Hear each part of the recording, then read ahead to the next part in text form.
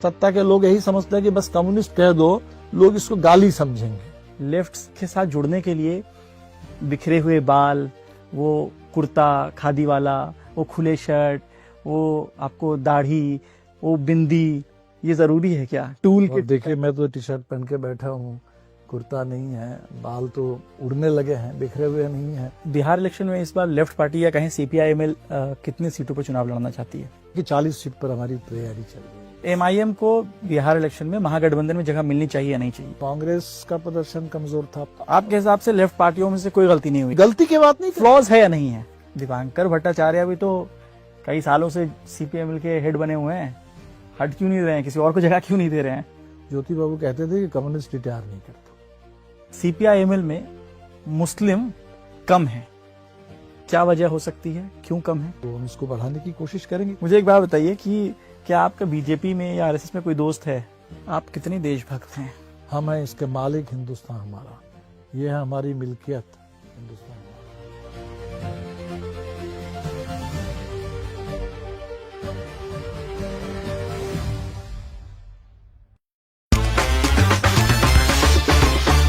आदाब, मैं हूं शादाब। आप देख रहे हैं द क्विंट, और क्विंट का जो सीरीज है जनाब ऐसे कैसे, उसमें अब तक आपने स्टैंड अप्स और ग्राउंड रिपोर्ट्स देखी हैं। अब हम लोग इसका इंटरव्यू जो है वो सीरीज लेकर आ रहे हैं, और इंटरव्यू के पहले जो इंटरव्यू सीरीज में पहला जो हमारा सेक्शन है उसमें हम दीपांकर भट्टाचार्य सीपीआई-एमएल लिबरेशन के जो जनरल सेक्रेटरी हैं उनसे बात करेंगे। कोशिश करेंगे कि इस इंटरव्यू को हम लोग 2, 3, 4 पार्ट में डिवाइड करें, ताकि दीपांकर से हम उनके जो लेफ्ट आइडियोलॉजी उस पर ही बात करेंगे, साथ में हम बिहार पॉलिटिक्स, क्योंकि बिहार का इलेक्शन है, उस पर बात करेंगे, और इनके पर्सनल लाइफ के बारे में थोड़ा बात करेंगे जो लोग कम जानते हैं। सर, अब बहुत बहुत शुक्रिया आपका हम वक्त देने के लिए।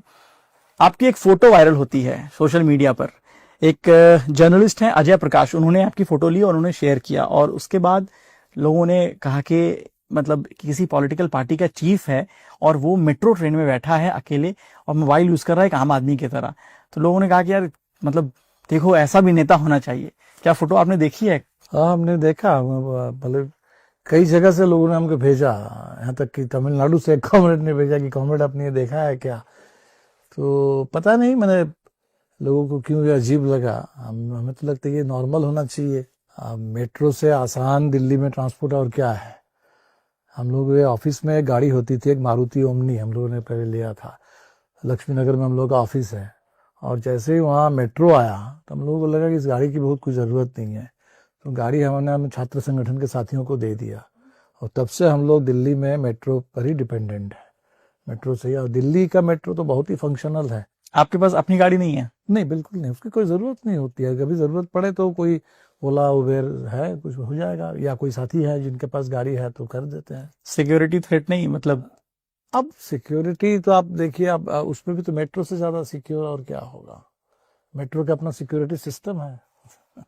क्योंकि पॉलिटिकल पार्टीज के लीडर जो हैं वो पूरे लाव लश्कर के साथ चलते हैं, उनका तो रैली निकलती है, 5 गाड़ी आगे 5 गाड़ी पीछे, फिर नेताजी निकलते हैं। नहीं, हमें लगता है कि ये सब सिक्योरिटी जरूर एक साथियों में भी कंसर्न रहता है, लेकिन हमें लगता है कि security at the end of the day लोग हैं आपके साथ, उसी पर भरोसा करके चलना चाहिए। इनफॉर्मल काइंड ऑफ कह लीजिए, मैं कुछ सवाल है जो मेरे मन में भी जिज्ञासा है और बहुत सारे लोग भी पूछते हैं कि लेफ्ट की जो आइडियोलॉजी है उसको लेकर एक सवाल ये आता है कि क्या लेफ्ट के साथ जुड़ने के लिए बिखरे हुए बाल, वो कुर्ता खादी वाला, वो खुले शर्ट, वो आपको दाढ़ी, वो बिंदी, ये जरूरी है क्या? कुछ टूल किट? देखिए, मैं तो टी शर्ट पहन के बैठा हूँ, कुर्ता नहीं है, बाल तो उड़ने लगे हैं, बिखरे हुए नहीं है।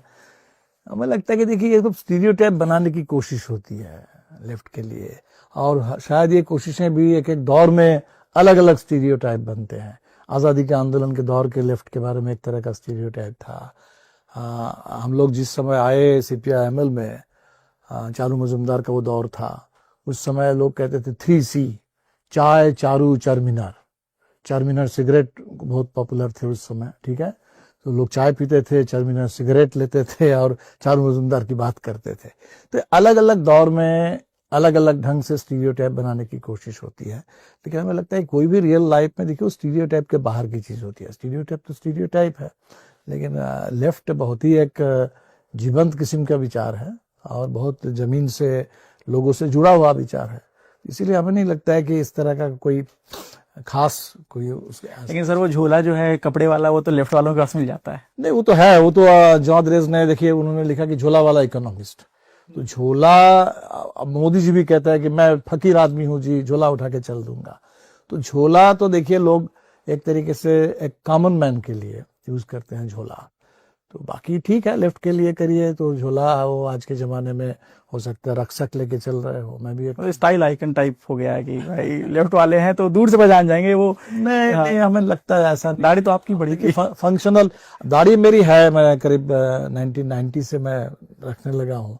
अब वो सफेद हो गई है, अब वो तो अब दाढ़ी से लोग पहचान लेते हैं। जैसे वो जो फोटो की आप बात कर रहे हैं उसमें भी यही लिखा है कि वो दाढ़ी वाले आदमी जो बैठे हैं। तो चलो ठीक है, अभी भी दाढ़ी है तो लोग उसी से पहचान जाए, ठीक है।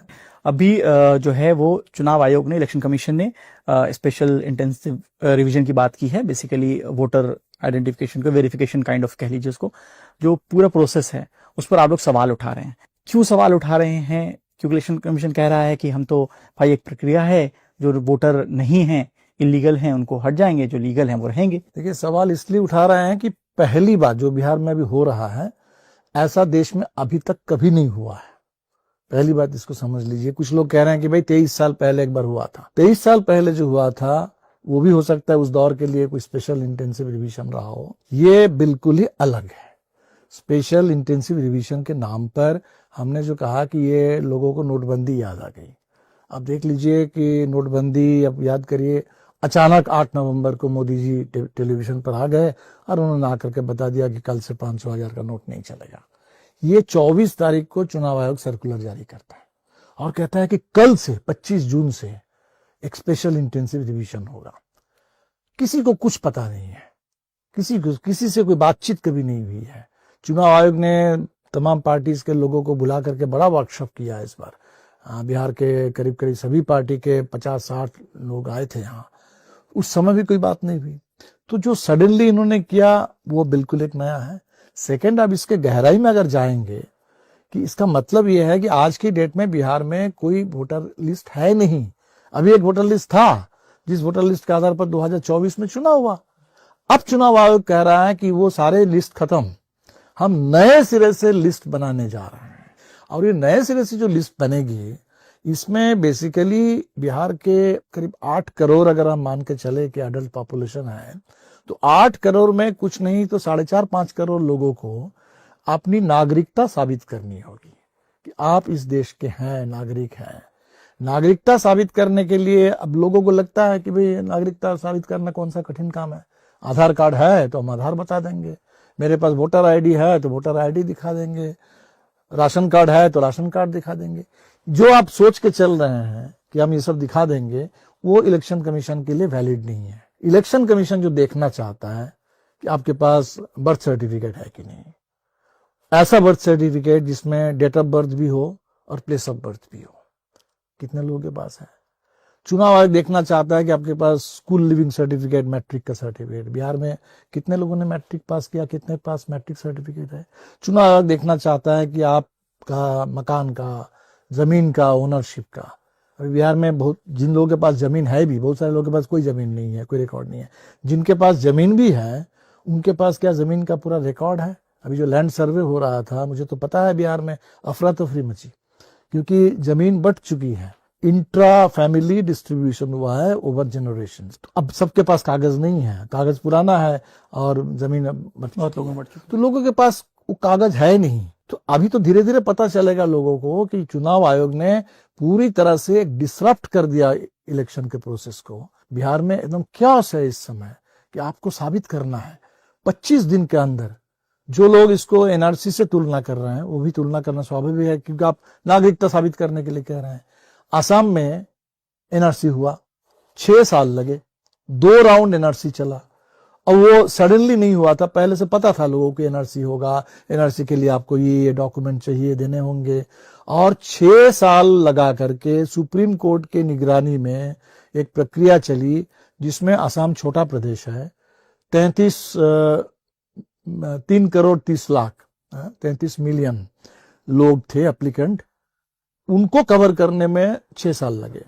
और यहाँ करीब 5 करोड़ लोगों को आप कवर करेंगे। कवर तो करेंगे 8 करोड़ को ही, कि बाकी लोगों का मान के चल रहा है जिनका 2003 में नाम था, उनको आपने मान लिया कि वो नागरिक है। उनको सिर्फ ये दिखाना है कि 3 में कहां आपका नाम था, 3 के वोटर लिस्ट में, क्योंकि बाकी लोगों को तो देना पड़ेगा। और ये 25 दिन के अंदर, 26 जुलाई के अंदर आपको करके देना है। तो बिहार में तब तो लोगों को पता चलेगा। माइग्रेंट वर्कर इतने सारे लोग, और मैं हैरान हूं कि पिछले चुनाव में, लोकसभा चुनाव में राजीव कुमार जी थे, उस समय वो कह रहे थे कि हर माइग्रेंट वर्कर वोट दे सके, इसके लिए वो प्रपोजल लाए थे कि रिमोट वोटिंग हो माइग्रेंट वर्कर। और हमारे अब दूसरे जो आ गए हैं चीफ इलेक्शन कमिश्नर, इनका कहना है कि आप अगर माइग्रेट कर चुके हैं बिहार से बाहर तो वहीं रहिए, वहीं वोट डालिए, और बिहार लौट के मत जाइए चुनाव के लिए। तो अब कोरोना काल में तो हमने देखा, लोग तो रहते थे सूरत में, मुंबई में, चेन्नई में, बेंगलोर में, और जब लॉकडाउन हुआ तो उनको जब घर लौटना पड़ा तो पैदल चल के बिहार ही गए। तो वो तो रहते हैं बिहार में। आप लोगों की परेशानी वक्त को लेकर है या किसी और बात को लेकर है कि चुनाव आयोग ने वेरिफिकेशन के लिए कम वक्त दिया है, ये प्रॉब्लमेटिक की बात है? या मैं 2-3 लेवल पर बात है। एक तो ये निश्चित तौर पर वक्त एक प्रॉब्लम है कि लॉजिस्टिकली अगर आप देखा जाए कि 8 करोड़ लोगों को आप 1 महीने के अंदर कवर कर